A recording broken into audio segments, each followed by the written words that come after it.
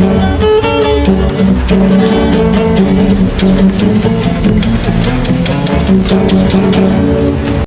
magandang hapon po sa inyong lahat, mga minamahal ko mga kababayan. Muli, nandito na naman po yung lingkod, Panyo Labrador. Ito po sa ating programang Reaction Mo, Birada ko. Okay, sa ating pagpapatuloy, mga minamahal ko mga kababayan, binabati muna po natin ating mga kababayan Luzon, Visayas, Mindanao na lagi po natin nakakasama sa bawat araw po na tayo po mayroong mga halagang pinag-uusapan dito po sa ating programang Reaction Mo, Birada ko. At syempre, pinasasalamatan din po natin maging ating mga kababayan Luzon, Visayas, Mindanao na lagi po natin nakakasama, maging mga kababayan natin sa abroad, maging ang ating minamahal na Pangulong Ferdinand Marcos Jr., maging ating minamahal na First Lady Liza Radeta Marcos, maging ang ating minamahal na House Speaker Martin Romualdez. Okay, sa araw pong ito mga minamahal ko mga kababayan, napakahalaga po ng ating pag-uusapan ngayon. Ito ay tungkol po sa naging pahayag po nitong ni Marco Beta. Marco Beta. Alam ka ba kung bakit tinatawag natin itong Marco Beta? Kung sa bagay mukhang anidoro naman talaga yung itsura nito. Okay, panoorin po natin mga minamahal kong mga kababayan bago pa tayo magbigay ng reaksyon. Sa lahat ng pagkakataon na merong korupsyon, nawawala yung pagkakataon na magkaroon ng pag-asa ang mahirap. Ibigay sana sa akin yung Blue Ribbon Committee sapagkat yun ang magiging dahilan para maimbestigahan lahat ang malalaking korupsyon na nangyayari sa ating bansa. 30% of our national treasury goes to private pockets. Isa yun kung bakit lalong lumalala ang paghihirap ng ating bansa. Yung 30% na yun ay para sa public education, para sa public health, para sa public safety and public order. Ang natutubunan nun ay yung mga marginalized. Yun ang nawawala sa kanila. Kapag hindi naayos yun, lalong lulubha ang kahirapan dito sa bansa. Kahit ano pang sabihin nila, lahat ng administrasyon sinasabi na i-alleviate natin ang ating bansa sa kahirapan. Hindi mangyayari yun habang papalaki ang antas ng corruption sa ating bansa. So yun mga minamahal ko mga kababayan, no? So maganda po yung kanyang sinasabi. Pero ang problema, mukha yatang hindi niya yata naiisip o hindi niya pinag-iisipan yung kanyang mga sinasabi. Kasi sa tingin ko lang mga minamahal ko mga kababayan, kung iniisip niya at iniintindi niya sana yung sinasabi niya, di sana hindi niya to sinasabi. Kasi sa totoo lang mga minamahal ko mga kababayan, kaya ko po ito nabanggit, at kaya natin ito pinag-uusapan dito dahil mukha yatang nagpapapogi lang talaga itong si Boy Mata. Alam nyo, itong si Boy Mata na lumuluwa na yung mata, hindi ko maintindihan kung ano talagang gusto nito. Lahat yata ng pagpapapogi, lahat ng ay gagawin para lamang iboto siya. Pero gano'n pa man, dahil alam naman natin na politiko ito, mga minamahal ko mga kababayan, gets na po natin yun. So sabi po niya, mga minamahal ko mga kababayan, sa lahat daw ng pagkakataon na mayroon daw korupsyon, nawawala daw yung pagkakataon na magkaroon ng pag-asa ang mga mahihirap. Totoo naman yun. Buti alam mo, Marcoleta. Tapos sabi niya, ibigay daw sa kanya yung Blue Ribbon Committee ng Senado. Biro mo mga minamahal ko mga kababayan, natatawa ako dito. Para bang sinabi niya na sigurado mananalo na siya.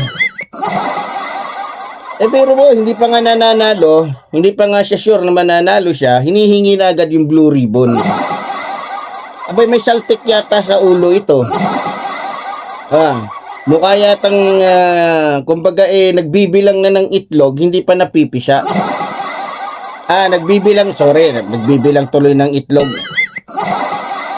Nagbibilang na ng sisiw na hindi pa napipisa yung itlog. Yun naman kasi, ba't kasi ganun yung sinabi ko? Okay, tapos sabi pa niya, ulitin ko, sabi niya, sa lahat daw ng pagkakataon na mayroon daw korupsyon, nawawala daw yung pagkakataon na magkaroon ng pag-asa ang mga mahirap. Tama naman yun.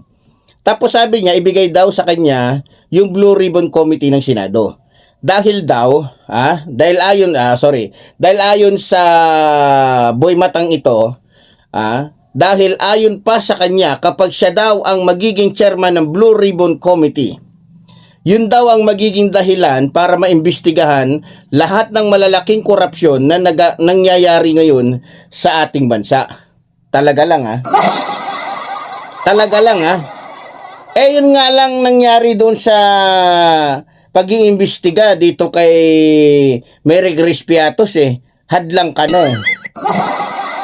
Tapos ngayon sasabihin mo, ibigay sa'yo yung Blue Committee, ha? Oh. Ang tawag dito, Blue Ribbon Committee pala, tama, yes. Nawawala na naman ako.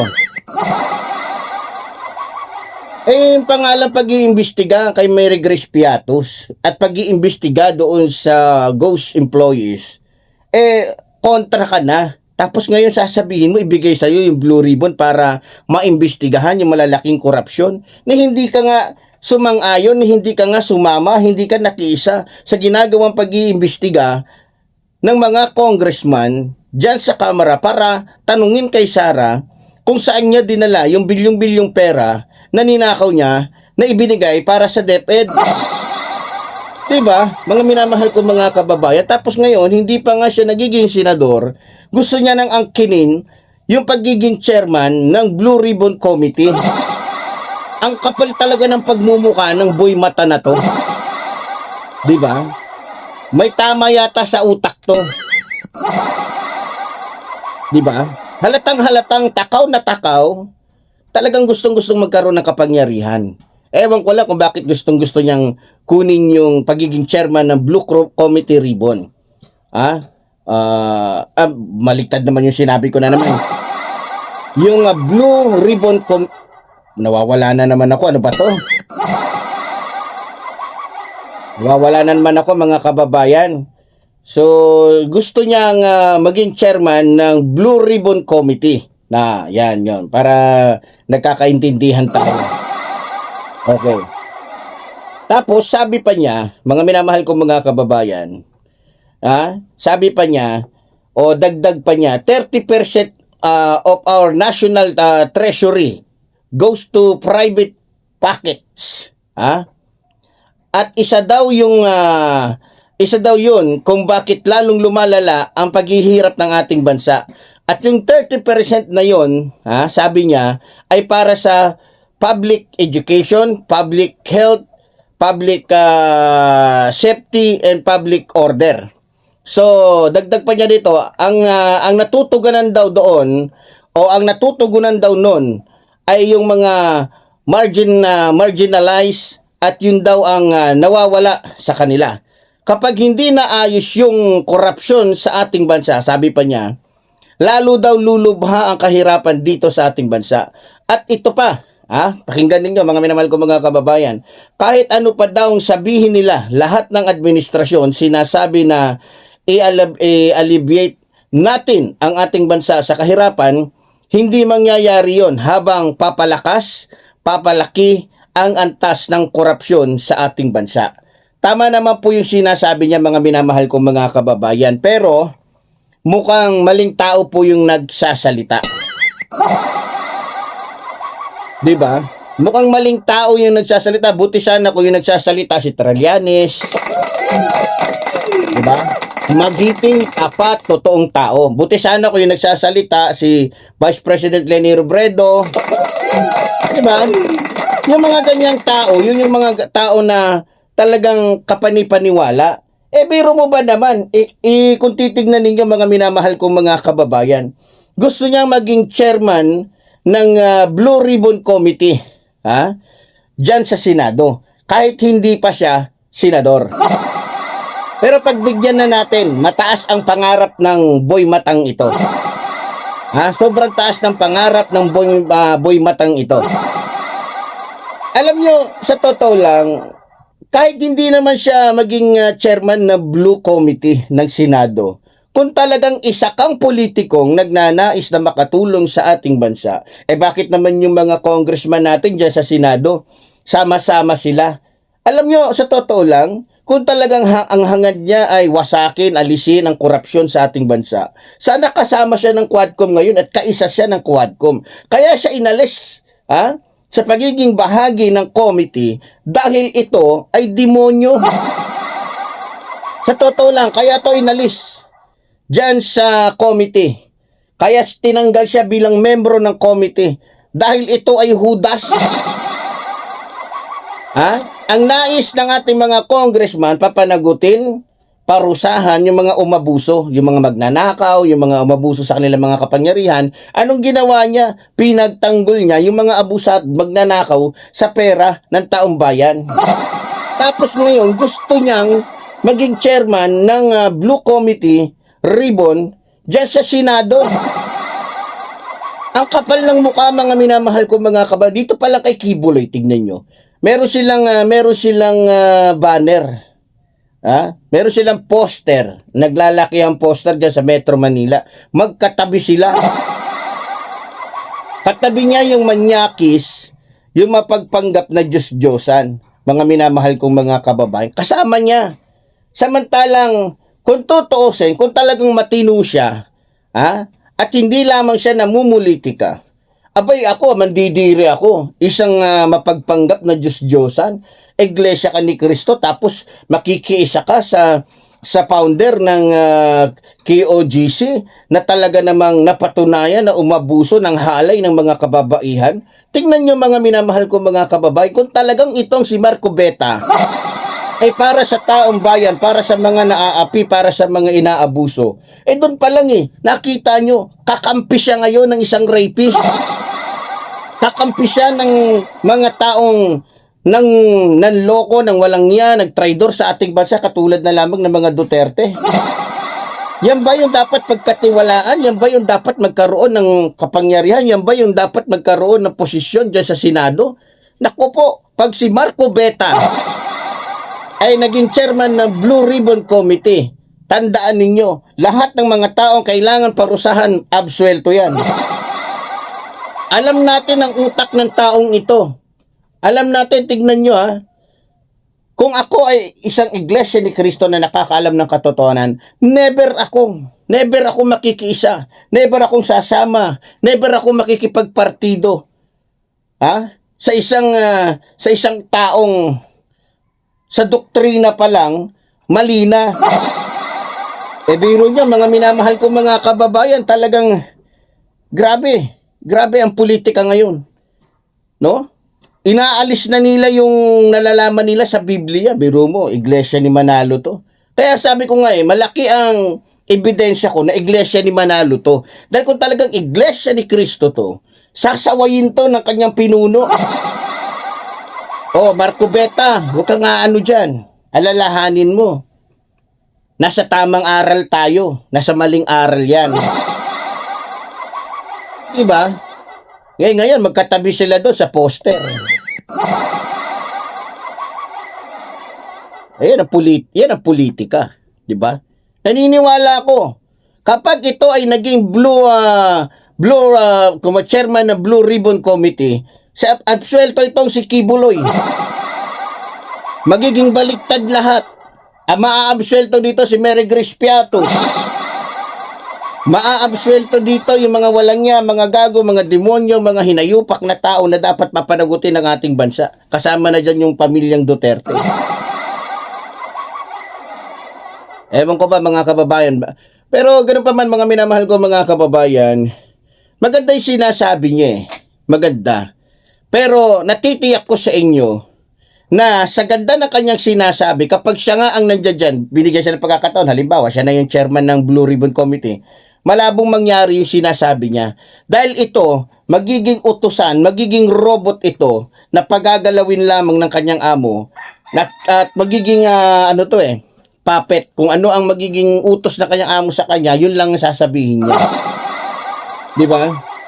So, magiging baliktad din, natitiyak ko. Kapag ito ang naging chairman ng Blue Ribbon Committee, imbis na yung mga mabubuti, yung mga totoo, yung tapat, yun pa ang magagawa ng mga issue.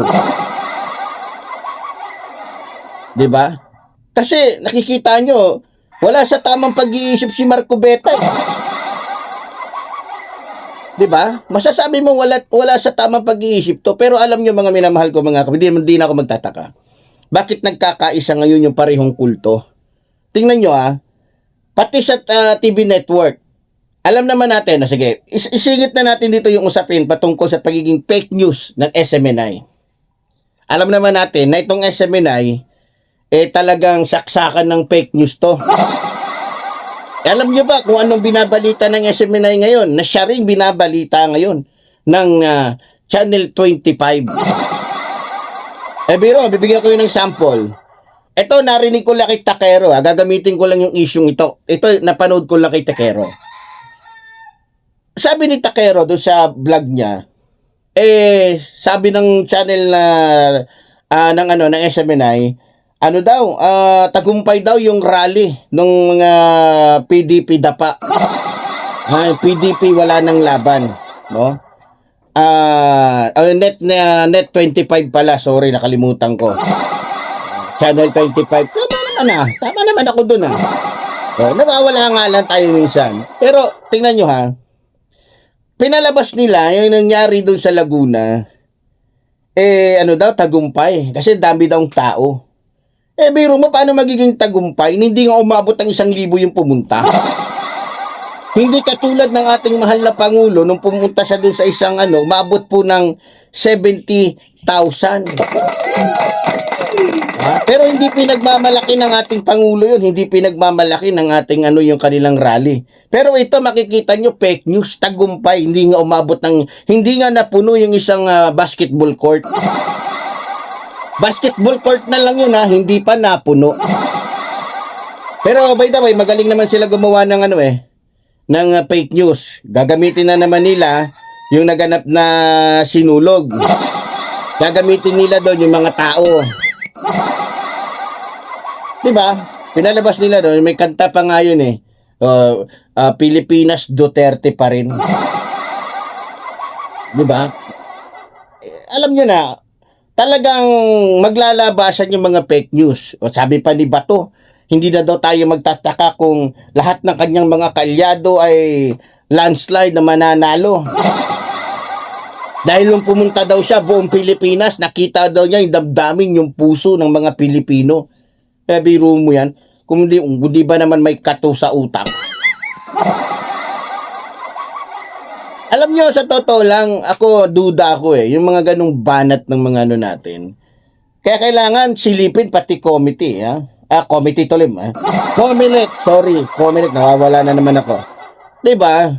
So, ganun pa man, mga minamahal ko mga kababayan, mabalik tayo dito sa tsaka na natin pag-usapan tungkol uli sa Comelec dahil para hindi tayo lumayo. Alam nyo, sa totoo lang, huwag kayo maniwala dito kay Marco Beta. Dahil kung talagang concern siya sa ating bansa, dapat ng panahon pa lang ni Rodrigo Roa Duterte, mayroon ng Marco Beta na nagsalita. Nahoy, digong nyo, huwag kayong magsabuatan ni Michael Yang. Hoy, digong nyo, huwag mo naman ganunin, huwag mo naman ganyanin yung mga Pilipino. Dapat nasa proseso tayo, dapat sumunod tayo sa batas. Huwag yung patay dito, patay doon. Diba? Doon pa lang Kaya malabo nating paniwalaan, pakinggan, at malabong mangyari yung sinasabi niya na kapag siya ang naging chairman ng Blue Ribbon Committee, gagamitin niya lang yung kapangyarihan niya, pakawala ito ni Rodrigo Roa Duterte.